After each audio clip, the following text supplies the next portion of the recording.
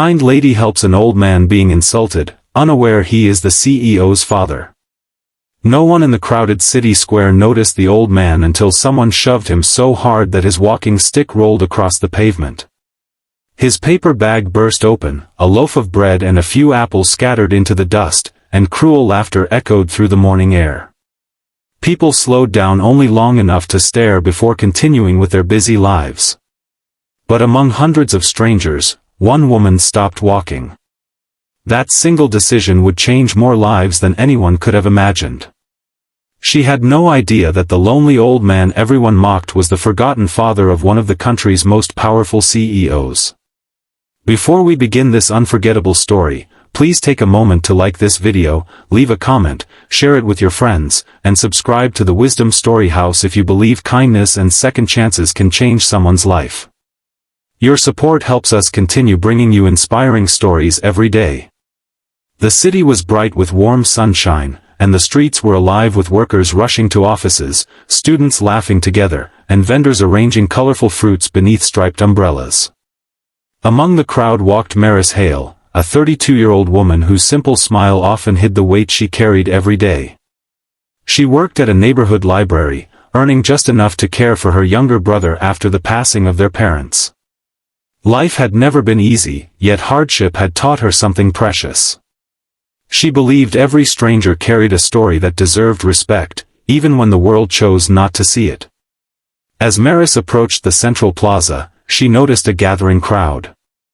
Curious faces surrounded an elderly man dressed in a faded brown jacket that had clearly seen many winters. His gray hair was untidy, his shoes were worn thin, and his trembling hands struggled to collect the groceries that had fallen across the sidewalk. Two impatient businessmen stood nearby shaking their heads, complaining that the old man had accidentally bumped into one of them. Instead of helping him, they laughed as if his embarrassment were entertainment. Others watched silently, unwilling to become involved. Without hesitation, Maris knelt beside the old man. She carefully gathered every apple, brushed the dust from the loaf of bread, and handed him his walking stick. She noticed the shame in his tired eyes, the kind of pain that comes not from hunger but from being treated as if one's life no longer matters. She smiled gently, offered him a bottle of water from her bag, and helped him stand. Some people rolled their eyes before walking away, but she paid no attention to them. The old man's name was Cedric Rowan. His voice was quiet, and every word seemed weighed down by years of loneliness. He thanked Maris with sincere gratitude, explaining that kindness had become rare in his life. Although he looked like an ordinary retiree struggling to survive, there was something dignified about him.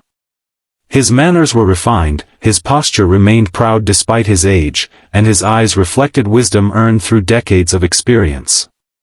Maris insisted on walking him to a nearby park where they sat beneath the shade of an old oak tree. Birds sang softly overhead while children played in the distance.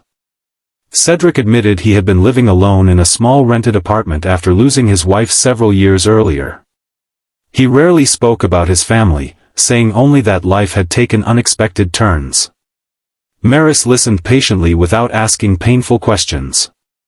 Sometimes, she believed, people needed understanding more than curiosity.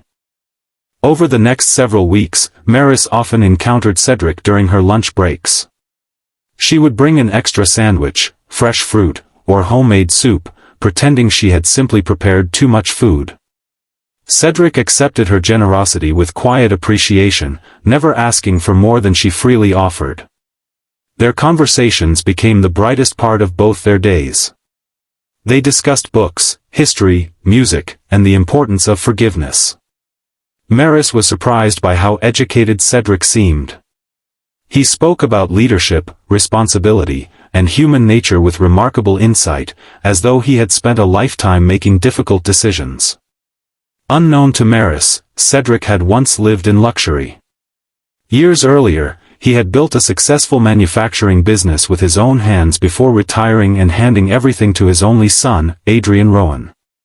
Adrian expanded the company into a global corporation, becoming one of the nation's youngest billionaire CEOs. Yet success had quietly created distance between father and son. Endless business meetings, international travel, and corporate responsibilities slowly replaced family dinners and heartfelt conversations. Pride grew where affection once existed. Misunderstandings remained unresolved until Cedric eventually left the family mansion, refusing to become a burden or a forgotten decoration in a house too busy to notice him. Although Adrian searched occasionally, Cedric had deliberately hidden himself, believing his son needed to learn that wealth could never replace love. He wanted Adrian to discover, on his own, what truly mattered. One rainy afternoon, Maris found Cedric sitting alone outside a closed cafe, soaked by the cold weather because every table inside had been reserved. Without thinking twice, she removed her own coat and wrapped it around his shoulders. She invited him to her modest apartment for a warm meal. Her younger brother welcomed Cedric like family, and together they shared simple food, laughter, and stories late into the evening. For the first time in many months, Cedric felt something he had almost forgotten. He felt at home. As weeks turned into months, Cedric secretly admired Maris's selflessness. She struggled financially but continued helping elderly neighbors carry groceries, reading books aloud to visually impaired library visitors, and volunteering at a community shelter every weekend. She never posted about her kindness online or expected recognition. She simply believed compassion was the right thing to do. Meanwhile, Adrian Rowan faced growing pressure inside his company. Despite record profits, employee satisfaction had declined. Customers complained that the corporation had become cold and disconnected from ordinary people. Investors demanded greater efficiency, while executives focused only on numbers. Adrian felt strangely empty despite every achievement. Something important seemed missing, though he could not identify what it was. One afternoon, the company's security department informed Adrian that an elderly man matching his father's description had been spotted near one of the firm's downtown office buildings several times. Security cameras revealed Cedric quietly sitting on a public bench across the street, watching employees come and go. Shocked and overwhelmed with guilt, Adrian immediately ordered his staff to locate him respectfully. Fate intervened before that search succeeded. The following morning, Maris accompanied Cedric through the financial district on their way to a public garden. As they passed the towering headquarters of Rowan Global Industries, a delivery driver lost control of a heavy cart rolling down a sloped entrance. Several employees jumped aside in panic. Cedric froze, unable to move quickly enough. Maris reacted instantly, pushing him out of danger while the cart crashed harmlessly into a decorative planter instead. The commotion drew dozens of employees outside, including Adrian himself. For a brief moment, father and son simply stared at each other across the courtyard. Time seemed to stop. The powerful executive standing in his expensive tailored suit looked no different from the frightened little boy who once held his father's hand crossing busy streets. Cedric looked away first, believing nothing had changed. Then Adrian ran. Ignoring confused executives and flashing cameras, the billionaire CEO embraced his father with tears streaming down his face. Every employee stood frozen in disbelief as their respected leader apologized repeatedly for the years he had allowed work to become more important than family. Cedric's tired eyes filled with emotion. Pride had kept them apart for too long, but love remained stronger than silence. Only then did Maris realize the humble man she had been helping for months was the father of one of the richest businessmen in the country. News of the emotional reunion spread rapidly across television channels and social media. Reporters praised the mysterious woman whose compassion had reunited a broken family. Yet Maris quietly returned to work at the library the next morning, hoping life would simply continue as normal. Several days later, she received an invitation to Rowan Global Industries. Nervous and uncertain, Maris entered the magnificent headquarters where polished marble floors reflected sunlight pouring through enormous glass windows. Employees greeted her warmly, leading her to the executive boardroom. Inside, Adrian stood beside Cedric. Instead of offering money alone, Adrian shared something far more meaningful. He explained that after hearing countless stories about Maris's kindness, he had decided to transform the company's culture. He invited her to lead a newly created community care foundation funded by Rowan Global Industries. Its mission would support lonely seniors, struggling families, libraries, shelters, and educational programs across the country. Maris was speechless. She had never imagined that one simple act of kindness performed on an ordinary morning could inspire such extraordinary change. The foundation quickly became known for treating people with dignity rather than charity. Volunteers visited isolated elderly citizens, students received scholarships, homeless families found temporary housing, and libraries expanded into underserved neighborhoods.